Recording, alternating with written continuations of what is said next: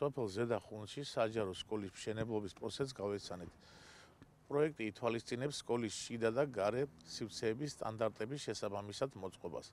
ადრე არსებული სკოლა ავარიული იყო და საფრთხეს უქმნიდა ბავშვების უსაფრთხოებას.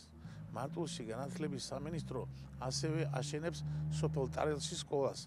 ჩვენ გასულ წელს ამავე მუნიციპალიტეტში დავასრულეთ 4 საჯარო სკოლის მშენებლობა. ბავშვებისთვის შეუძლებელი იყო აქ სწავლა, დღეს კი განათლების სამინისტროს დაფინანსებით სკოლა, რომელიც აშენდება, იქნება კომფორტული, თანამედროვე სტანდარტების შესაბამისი, რაც იმას ნიშნავს, რომ სოფელში კიდევ ახალი ცხოვრება, ახალი სიცოცხლე გაგრძელდება და ეს არის ძალიან მნიშვნელოვანი ჩვენი მუნიციპალიტეტისთვის და თითოეული სოფლისთვის არის მნიშვნელოვანი მსგავსი პროექტების განხორციელება.